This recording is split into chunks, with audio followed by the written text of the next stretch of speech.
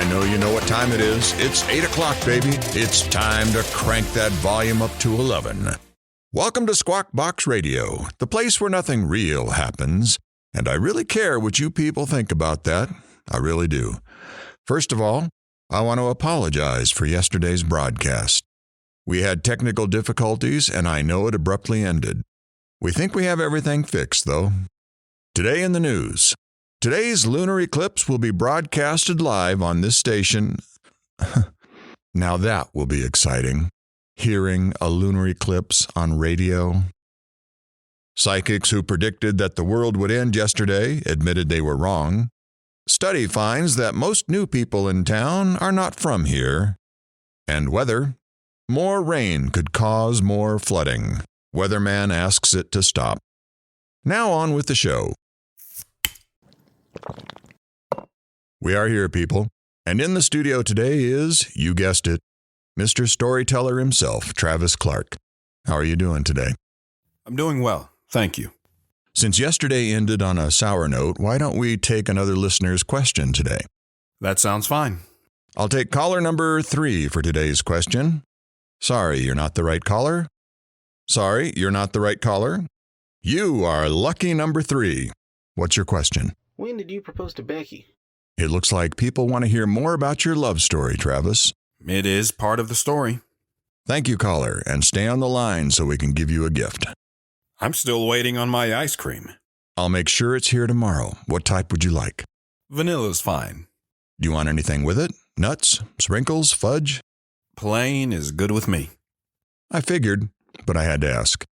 You seem like a very simple man. The older you get, the fewer things you really love. And by the time you get to my age, maybe it's only 1 or 2 things. So, let's go to the story then. It was senior year in high school. The school year was almost done. I've been dating Becky for a couple of years now. We spent a lot of time together. If it wasn't at school, she was at my house looking after my younger brothers. Hey, Becky. I've been thinking. Uh-oh. I hope it's something good. It's about us. Then I really hope it's something good. I was thinking about what we are doing after high school. I don't know. I'll go wherever you want to go. Well, I was thinking about joining the army. I'm not joining the army, but maybe you can sneak me on base.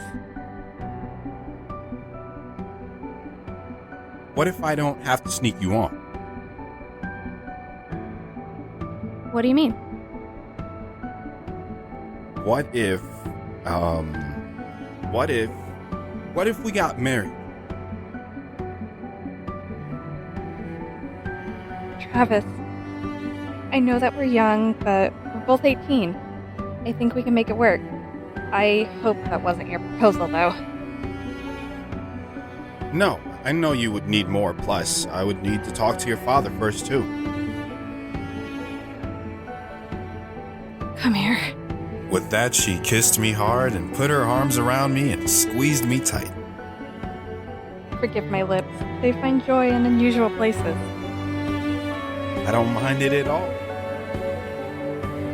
Look, I don't want this opportunity to pass me by again. I should have said this a long time ago, but I have loved you since the first day I met you.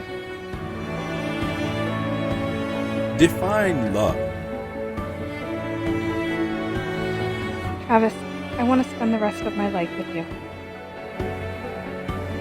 Don't you want a minute to think about that? A minute seems like a really long time to waste. I'm just a flame running through the fire, Becky. That's where you're wrong, Travis. You are the fire. We kissed passionately. And later that day, I went over to her father's and asked him for his daughter's hand in marriage. I told him my plan of joining the army and that we wouldn't get married until after I finished training. He told me that he knew this day was coming and that he was excited and scared. He told me that it was hard to let go of his baby girl, but that he would be honored to give me his daughter. His last word to me was what his father told him. Love isn't about playing it safe. It's about risk. Unless you're willing to put yourself out there, you won't know. And I know you know how to love her, care for her, Your father made you a good man, Travis. And I know she'll say yes to you. Welcome to the family, Travis. We parted ways and I went to the store. I didn't have a lot of money, so I got the best ring I could find. It had a small stone, but it suited us. It wasn't bright and flashy. It wasn't a trophy to display, but I knew Becky and I knew it didn't matter.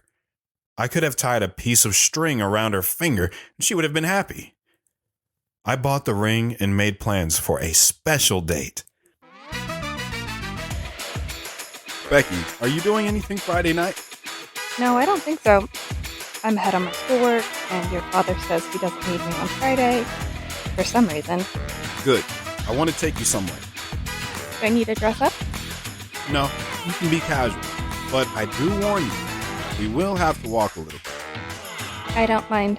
The next day at school, I got with Chad and told him about my plans. So, you're going to do it, huh, pal? Yep, she is the one. How can I help? I need it to be special. I got the location, I just need everything else. I told Chad my plan, and after school, we started getting everything ready. You sure you have enough extension cords? You're right. Let's take some more. Grab those Christmas lights, too.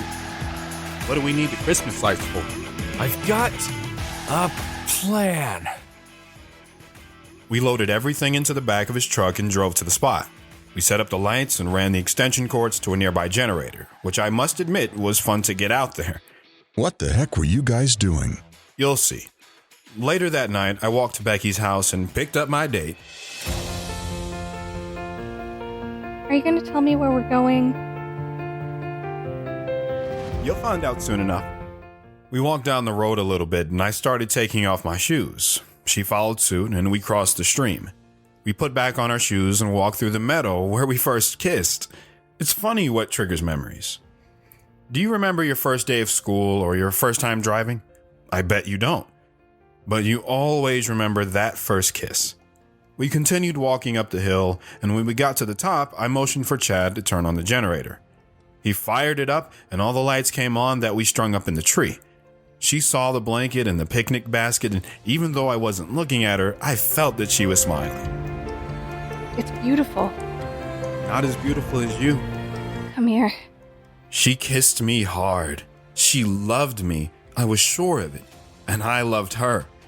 We broke our embrace and we sat down on the blanket. I heard Chad's truck fire up and drive off. He was a good friend, always there to lend a hand, but smart enough not to get in the way. I opened the picnic basket and took out our food. It was all her favorites. I pulled out the fancy glasses and poured the sparkling juice into the glasses. I handed one to her. Shall we toast? Let's raise our glasses then. To the land we love and to the love we land. We brought our glasses together and drank from them. She never stopped smiling that whole time. I could tell that she was happy, and so was I.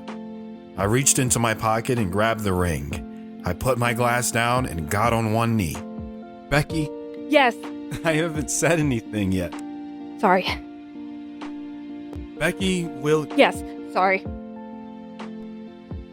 Becky, will you? Yes. Becky, will you marry me? Yes. 1,000,000 times yes. I know it's not much. It's not the ring I want. I want you. I want to stand up in church in front of our family and friends and become your wife. I want them to listen to our vows and let them watch you slide the ring on my finger. I want to marry you, Travis. Are you alright? I'm okay. I can tell you're being less than honest with me. I just don't want to mess up. You won't, Travis. And if you do, I will try to fix you. We are in this together now. We are a team. Are you crying again? I'm not crying. Go get a tissue. Sorry, Travis. Continue. We made love that night. There was no world, no sounds, no lights. Everything was gone except us, two bodies naked, trembling in the act of love. We laid there cuddling together and talked all night. Talked about the future, talked about our dreams, our desires, our love for one another. Hours later, we were getting a little cold. We helped each other dress, kissing parts of the other's body as we did. We kissed some more, and then we started walking back to our house. I'm surprised. No interruption? No, I'm glued to my seat, man. Tell us more. We were walking back. Travis, I don't say this enough, but I love you. Becky, I am so in love with you. I can't believe I'm engaged. Believe it, it's real. Just like we are. With you by my side, it's heaven. We got to her porch and I kissed her goodnight. She went inside and I could hear commotion. Her father and mother were congratulating her. I continued to walk home. The sound of silence was all I could hear now. I began to realize that the sound of silence was trying to teach me. I learned to appreciate the sound of silence. It is so loud, if you just listen to it. But I learned later that when truth is replaced by silence, the silence is a lie. I got home and went to bed. There was no one there to congratulate me. Becky was my everything, my only thing. I woke up in the morning and met Chad at the spot. We started cleaning up. So? Did she say yes, man? She did. Congratulations, man! Thank you. Chad, Yeah, man? would you like to be my best man? Wow. Man, I would be honored. I mean, even though there would never be a better man than you. Thank you. I stood there for a moment and thought about what he said. Am I a good man? You alright? I'm good. Just tired. Oh, bud, she wore you out. Nah, not even close. Come on. We gotta put stuff away. Let's go. We finished packing up everything and loaded up the truck. I couldn't shake what he said. We drove off, put everything away, and I went to help my dad on the farm. Travis, I'm sure that you just gave a bunch of guys out there hope. Hell, I bet half the female audience would have said yes to you. And the other half is looking at their man right now asking, why couldn't you do something like that? That was a hell of a story, man.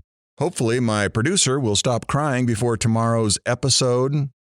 I have to say, I want to know more. I want everyone to know the story of Travis Clark, but we will have to wait until next week again. You've been with us for 2 weeks now. I have a feeling there's a lot more to tell, too. Travis, as always, it's been a pleasure to listen to you. You make me want to become a better man. Thank you, Travis. Till next week, everyone, this is DJ Humbled, signing off.